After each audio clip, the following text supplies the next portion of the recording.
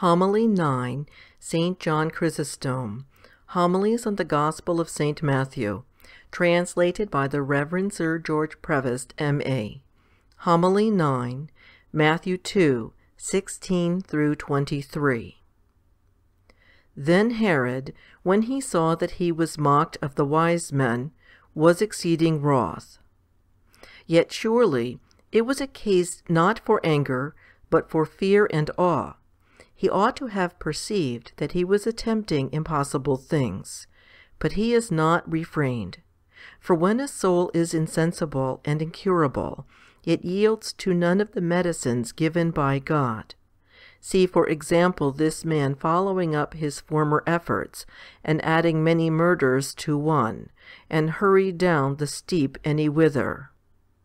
For driven wild by this anger and envy, as by some demon, he takes account of nothing, but rages even against nature herself, and his anger against the wise men who had mocked him he vents upon the children that had done no wrong. Venturing then in Palestine upon a deed akin to the things that had been done in Egypt. For he sent forth, it is said, and slew all the children that were in Bethlehem, and in all the coasts thereof, from 2 years old and under, according to the time which he had diligently inquired of the wise men. Here attend to me carefully, because many things are uttered by many very idly touching these children, and the course of events is charged with injustice, and some of these express their perplexity about it in a more moderate way, others with more of audaciousness and frenzy. In order then that we may free these of their madness, and those of their perplexity, suffer us to discourse a little upon this topic. Plainly then, if this be their charge, that the children were left to be slain, they should find fault likewise with the slaughter of the soldiers that kept Peter. For as here, when the young child had fled, other children are massacred in the place of him who was sought. Even so then, too, Peter, having been delivered from his prison and chains by the angel, one of like name with this tyrant, and like temper too, when he had sought him and found him not, slew instead of him the soldiers that kept him. But what is this, it may be said? Why, this is not a solution, but an enhancement of our difficulty. I know it too, and for this intent I bring forward all such cases, that to all I may adduce one and the same solution. What then is the solution of these things, or what fair account of them can we give? That Christ was not the cause of their slaughter, but the king's cruelty, as indeed neither was Peter to those others, but the madness of Herod. For if he had seen the wall broken through, or the doors overthrown, he might, perhaps, have had ground to accuse the soldiers that kept the apostle of neglect. But now, when all things continued in due form, and the doors were thrown open wide, and the chains fastened to the hands of them that kept him, for in fact they were bound unto him, he might have inferred from these things, that is, if he had been strictly doing a judge's office on the matters before him, that the event was not of human power or craft, but of some divine and wonder-working power. He might have adored the doer of these things, instead of waging war with the sentinels. For God had so done all that he did, that so far from exposing the keepers, he was by their means leading the king unto the truth. But if he proved senseless, what signifies to the skillful physician of souls, managing all things to do good, the insubordination of him that is diseased? And just this one may say in the present case likewise. For wherefore art thou wroth, O Herod, at being mocked of the wise men? Didst thou not know that the birth was divine? Didst thou not summon the chief priests? Didst thou not gather together the scribes? Did not they, being called, bring the prophet also with them into thy court of judgment, proclaiming these things beforehand from of old? Didst thou not see how the old things agreed with the new? Didst thou not hear that a star also ministered to these men? Didst thou not reverence the zeal of the barbarians? Didst thou not marvel at their boldness? Wast thou not horror-struck at the truth of the prophet? Didst thou not from the former things perceive the very last also?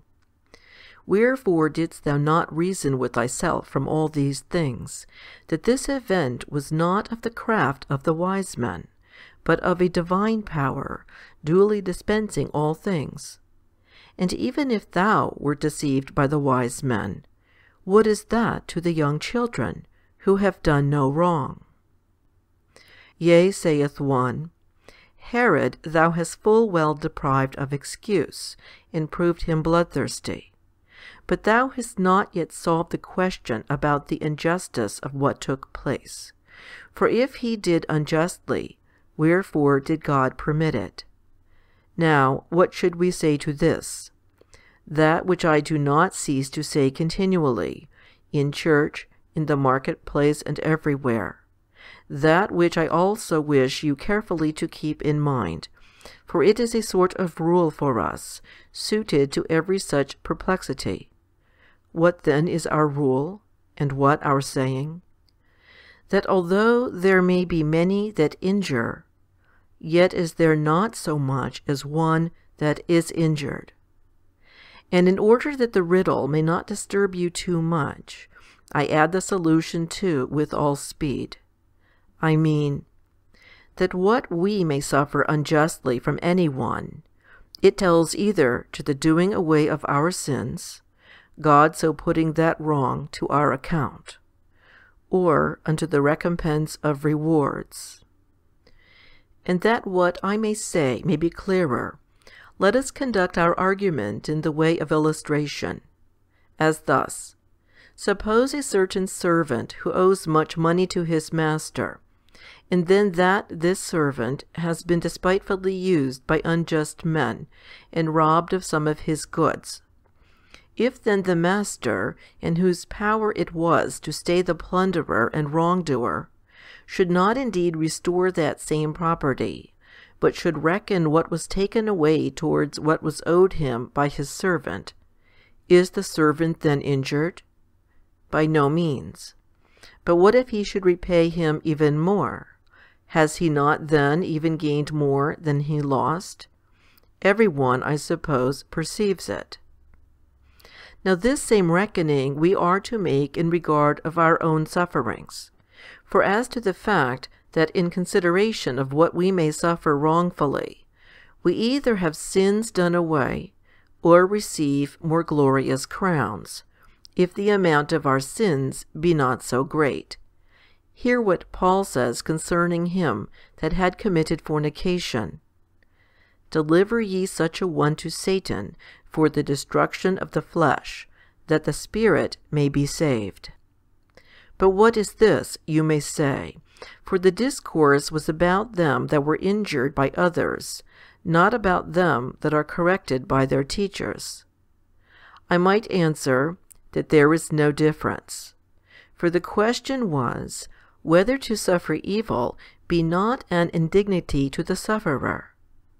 But to bring my argument nearer the very point inquired of, remember David, how, when he saw Shimei at a certain time assailing him, and trampling on his affliction, and pouring on him revilings without end, his captains desiring to slay him, he utterly forbade them, saying, Let him curse, that the Lord may look upon mine abasement, that he may requite me good for this cursing this day. And in the Psalms too, in his chanting, he said, Consider mine enemies, that they are multiplied, and they hate me with unjust hatred, and forgive all my sins. And Lazarus again for the same cause enjoyed remission, having in this life suffered innumerable evils. They therefore who are wronged are not wronged if they bear nobly all that they suffer. Yea, rather, they gain even more abundantly, whether they be smitten of God, or scourged by the devil. But what kind of sin had these children, it may be said, that they should do it away? For touching those who are of full age, and have been guilty of many negligences, one might with show of reason speak thus. But they who so underwent premature death, what sort of sins did they by their sufferings put away? Didst thou not hear me say, that though there were no sins, there is a recompense of rewards hereafter for them that suffer ill here? Wherein then were the young children hurt in being slain for such a cause, and borne away speedily into that waveless harbour? Because, sayest thou, they would in many instances have achieved, had they lived, many and great deeds of goodness. Why, for this cause he lays up for them beforehand no small reward, the ending their lives for such a cause. Besides, if the children were to have been any great persons, he would not have suffered them to be snatched away beforehand. For if they that eventually will live in continual wickedness are endured by him with so great long sufferings, much more would he not have suffered these to be so taken off, had he foreknown they would accomplish any great things. And these are the reasons we have to give, yet these are not all. But there are also others more mysterious than these, which he knoweth perfectly, who himself ordereth these things. Let us then give up unto him the more perfect understanding of this matter, and apply ourselves to what follows. And in the calamities of others let us learn to bear all things nobly. Yea, for it was no little scene of woe which then befell Bethlehem.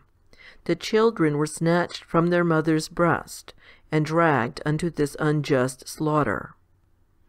And if thou art yet faint-hearted, and not equal to controlling thyself in these things, learn the end of him who dared all this, and recover thyself a little. For very quickly was he overtaken by punishment for these things, and he paid the due penalty of such an abominable act, ending his life by a grievous death, and more pitiable than that which he now dared inflict. Suffering also countless additional ills, which he may know of by perusing Josephus's account of these things. But lest we should make our discourse long, and interrupt its continuity, we have not thought it necessary to insert that account in what we are saying. Then was fulfilled that which was spoken by Jeremy the prophet, saying, In Ramah was there a voice heard, Rachel weeping for her children, and would not be comforted, because they are not. Thus, having filled the hearer with horror by relating these things, the slaughter so violent and unjust, so extremely cruel and lawless, he comforts him again by saying, Not from God's wanting power to prevent it did all this take place, nor from any ignorance of his, but when he both knew it and foretold it, and that loudly by his prophet. Be not troubled then, neither despond, looking unto his unspeakable providence, which one may most clearly see, alike by what he works and by what he permits.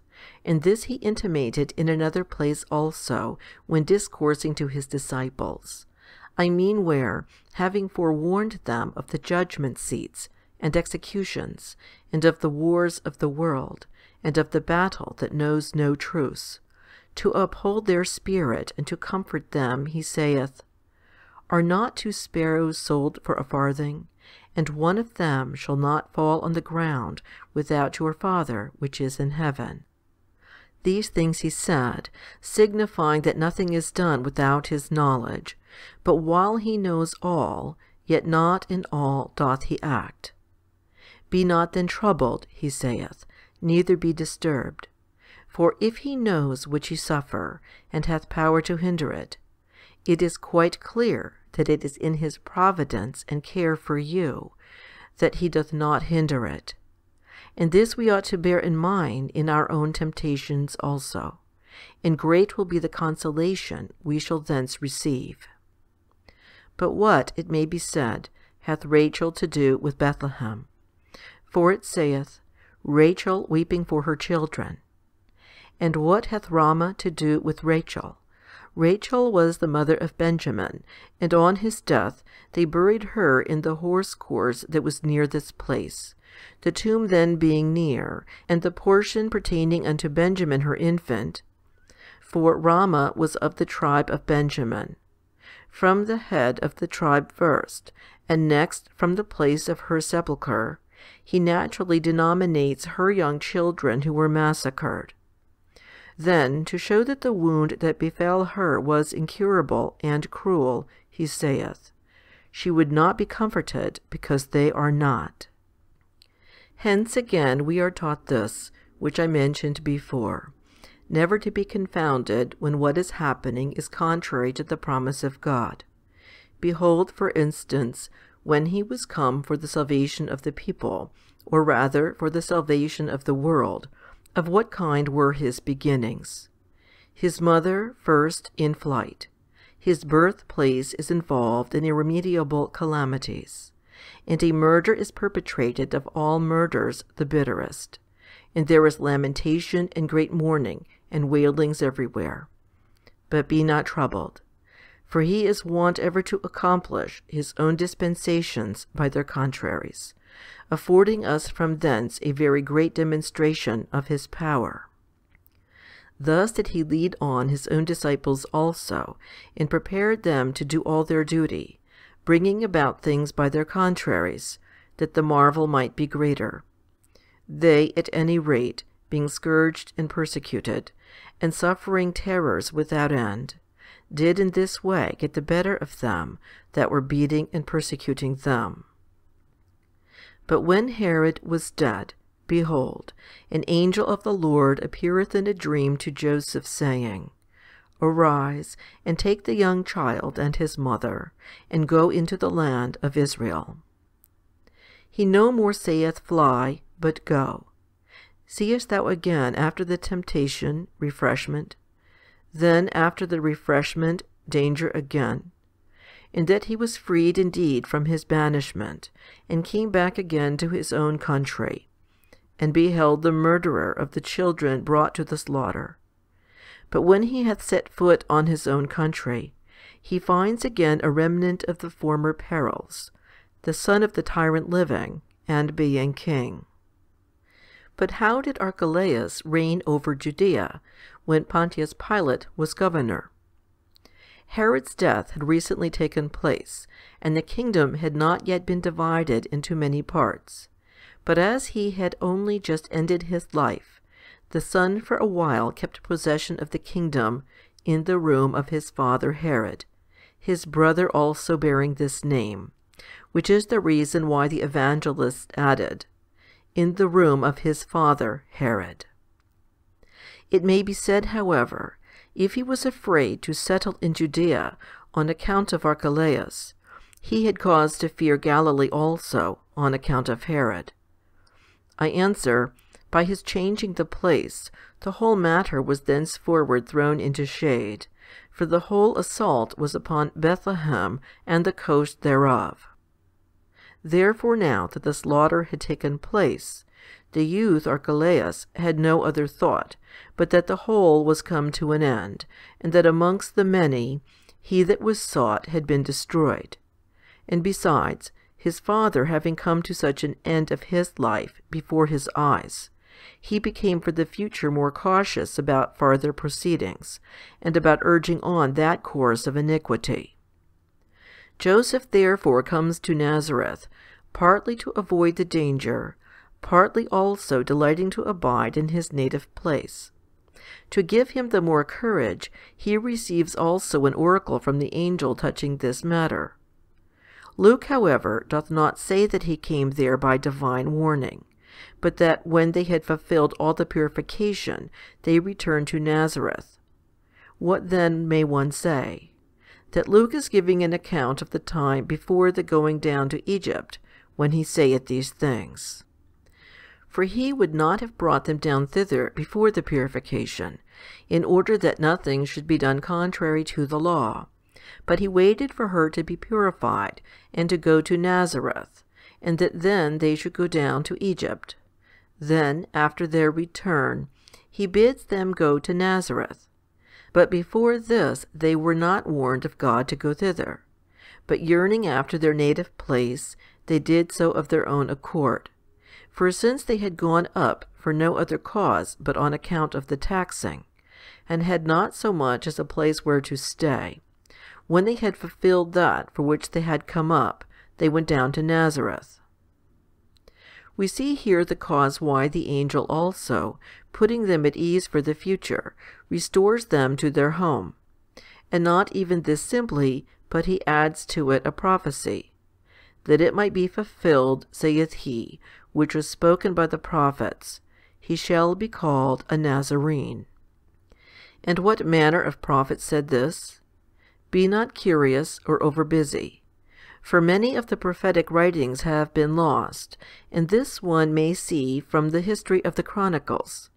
For being negligent, and continually falling into ungodliness, some they suffered to perish, others they themselves burnt up and cut to pieces.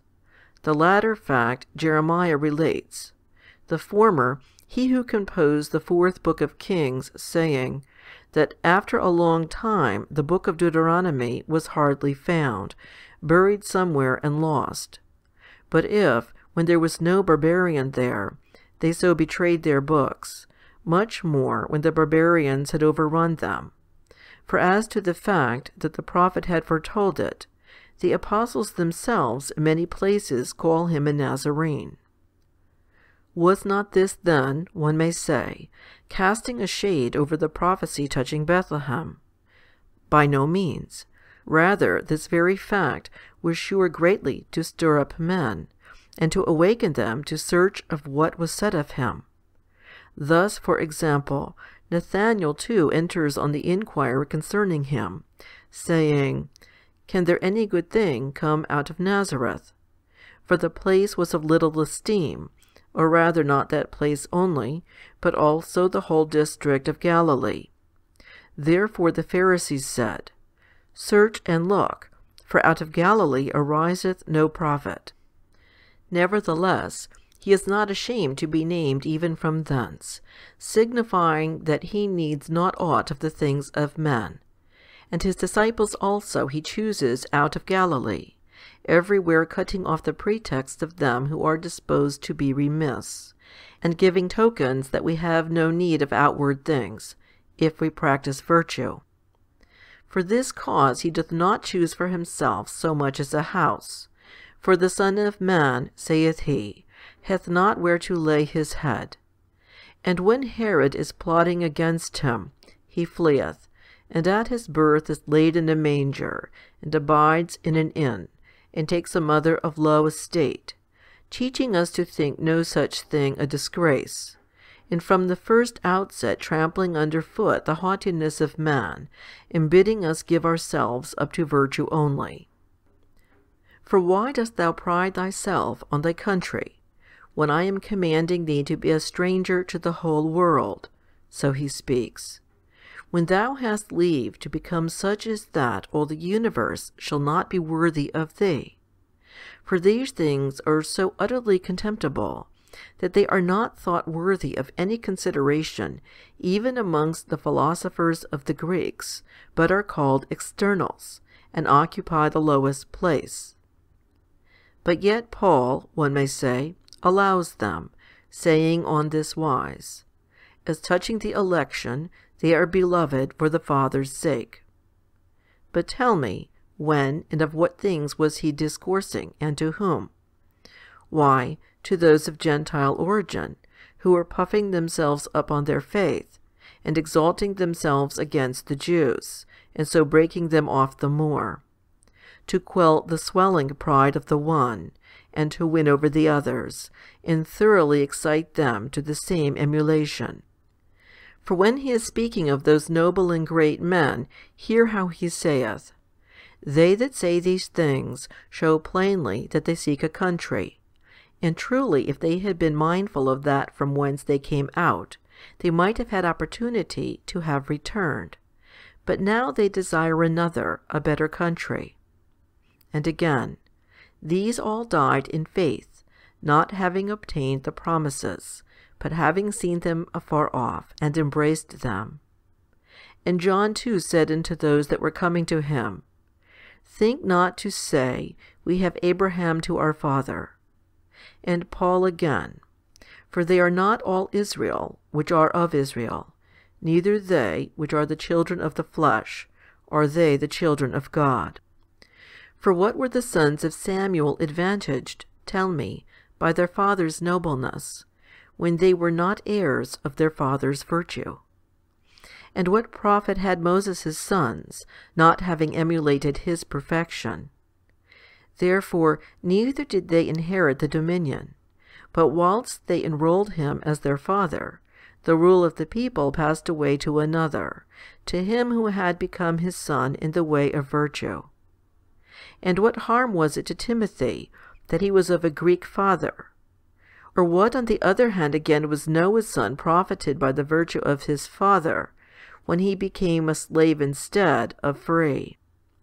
Seest thou how little the nobleness of a father avails his children in the way of advocacy? For the wickedness of Ham's disposition overcame the laws of nature, and cast him not only out of the nobility which he had in respect of his father, but also out of his free estate. And what of Esau? Was he not son of Isaac? And had he not his father to stand his friend? Yea, his father too endeavoured and desired that he should partake of the blessings, and he himself for the sake of this did all that was commanded him. Nevertheless, because he was untoward, none of these things profited him. But although he was by birth first, and had his father on his side doing everything for this object, yet not having God with him, he lost all. But why do I speak of men?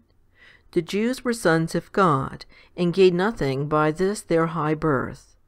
Now if a man, having become a son of God, but failing to show forth an excellency meet for this noble birth, is even punished the more abundantly, why dost thou bring me forward the nobleness of ancestors remote or near?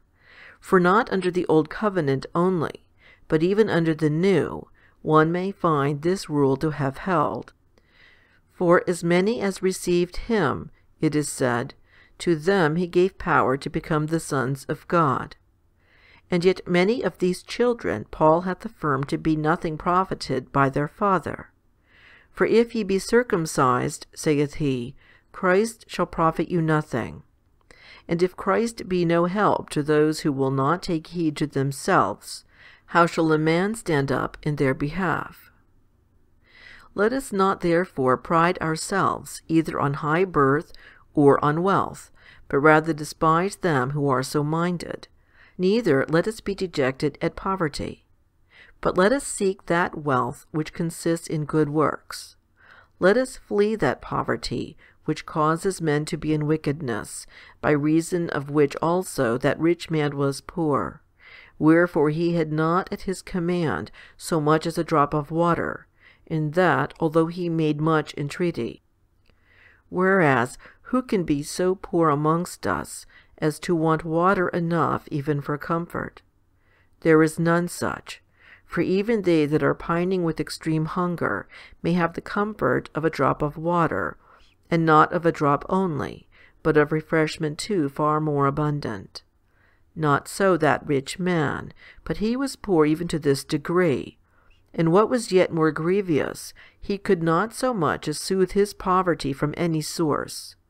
Why then do we gape after riches, since they bring us not into heaven? For tell me, if any king among those upon earth had said, It is impossible for him that is rich to be distinguished at court, or to enjoy any honour, would ye not have thrown away every one of his riches with contempt? So then, if they cast us out from such honour as is in the palaces below, they shall be worthy of all contempt.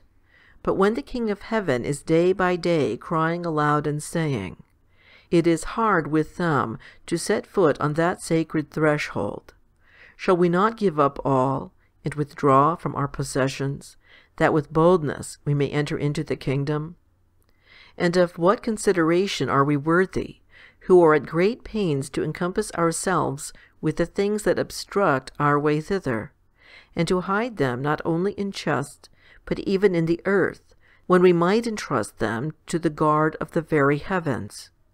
Since now surely thou art doing the same, as if any husbandman, having gotten wheat wherewith to sow a rich land, was to leave the land alone, and bury all the wheat in a pit, so as neither to enjoy it himself, nor for the wheat to come to aught, but decay and waste. But what is their common plea, when we accuse them of these things? It gives no little comfort, say they, to know that all is laid up for us in safety at home. Nay, rather not to know of its being laid up is a comfort. For even if thou art not afraid of famine, yet other more grievous things, on account of this store, must needs be a terror to thee. Deaths, wars, plots laid against thee. And if a famine should ever befall us, the people again, constrained by the belly, takes weapon in hand against thy house. Or rather, in so doing, thou art first of all bringing famine into our cities, and next thou art forming for thine own house this gulf, more grievous than famine. For by stress of famine I know not any who have come to a speedy end, there being in fact many means in many quarters which may be devised to assuage that evil. But for possessions and riches, and the pursuits connected with them, I can show many to have come by their ruin, some in secret, some openly. And with many such instances the highways abound, with many the courts of law, and the marketplaces. But why speak I of the highways, the courts of law, and the marketplaces? Why, the very sea thou mayest behold filled with their blood. For not over the land only, as it seems, hath his tyranny prevailed, but over the ocean also hath walked in festal procession with great excess. And one makes a voyage for gold, another again is stabbed for the same. And the same tyrannical power hath made one a merchant, the other a murderer. What then can be less trustworthy than Mammon, seeing that for his sake one travels, and ventures, and is slain? But who, it is said, will pity a charmer that is bitten with a serpent? For we ought, knowing its cruel tyranny, to flee that slavery, and destroy that grievous longing. But how, saith one, is this possible? By introducing another longing, the longing for heaven. Since he that desires the kingdom will laugh covetousness to scorn, he that is become Christ's slave is no slave of Mammon, but rather his Lord. For him that flieth from him, he is wont to follow, and to fly from him that pursues. He honors not so much his pursuer as his despiser. No one doth he so laugh to scorn as them that desire him. Nor doth he only laugh them to scorn, but wraps round them also innumerable bonds. Be it ours then, however late, to loose these grievous chains. Why bring thy reasonable soul into bondage to brute matter, to the mother of those untold evils? But, oh, the absurdity, that while we are warring against it in words, it makes war with us by deeds, and leads and carries us everywhere about, insulting us as purchased with money, and meat for the lash, that what can be more disgraceful and dishonorable than this? Again, if we do not get the better of senseless forms of matter, how shall we have the advantage of the incorporeal powers? If we despise not vile earth and abject stones, how shall we bring into subjection the principalities and authorities? how shall we practice temperance? I mean, if silver dazzle and overpower us, when shall we be able to hurry by a fair face? For in fact, some are so sold under this tyranny as be moved somehow even at the mere show of the gold, and in playfulness to say, that the very eyes are the better for a gold coin coming in sight. But make not such jest, whoever thou art, for nothing so injures the eyes, both those of the body and those of the soul, as the lust of these things. For instance, it was this grievous longing that put out the lamps of those virgins, and cast them out of the bride chamber. This sight, which, as thou saidst, doest good to the eyes, suffered not the wretched Judas to hearken unto the Lord's voice, but led him even to the halter, made him burst asunder in the midst, and after all that, conducted him on to hell. What then can be more lawless than this? What more horrible? I do not mean the substance of riches, but the unseasonable and frantic desire of them. Why, it even drops human gore, and looks murder, and is fiercer than any wild beast, tearing in pieces them that fall in its way. And what is much worse, it suffers them not even to have any sense of being so mangled. For reason would that those who are so treated should stretch forth their hand to them that pass by, and call them to their assistance. But these are even thankful for such rendings of their flesh, than which what can be more wretched? Let us then, bearing in mind all these things, flee the incurable disease. Let us heal the wounds it hath made, and withdraw ourselves from such a pest, in order that both here we may live a secure and untroubled life, and attain to the future treasure, unto which God grant that we may all attain, by the grace and love towards man of our Lord Jesus Christ, with whom unto the Father, together with the Holy Ghost, be glory, might, honor, now and ever, and world without end. Amen. End of Homily 9.